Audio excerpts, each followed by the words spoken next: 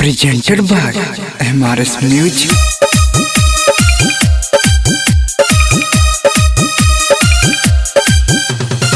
महिमा डीजे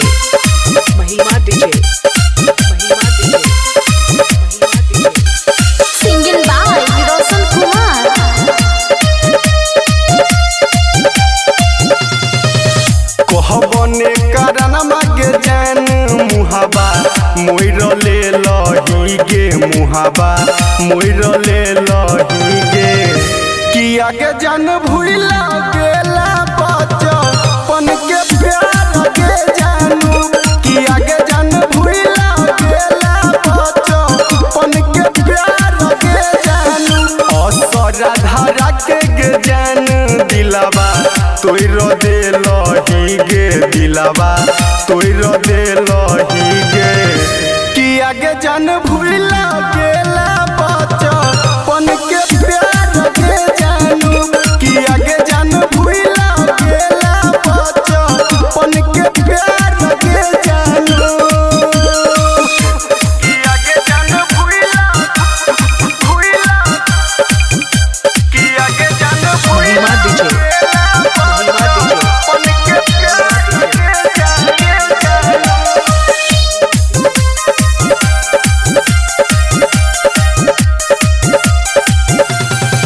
दोसरा नाम के मेहदी रचैले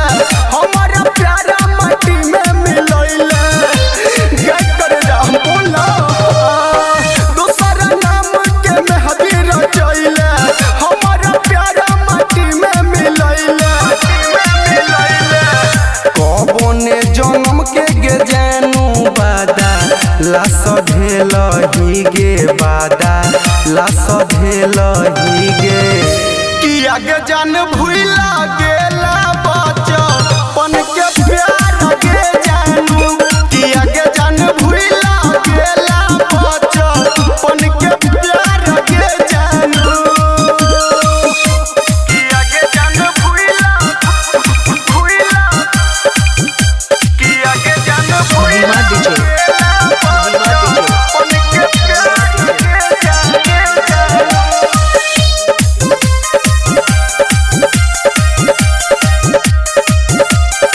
दिल रहियो गुलाब के फूल गे हमारा प्यारा के ले तू कबूल गे हमारा क्या करे जा तो क्या छोड़ल ही दिल रहियो गुलाब के फूल गे हमारा प्यारा तू के ले कबूल गे क्या करे जा सुनो तो बकिया सोहनी रोशन के जान तू कने लही गे जान तू कने लही गे कि आगे जान भूल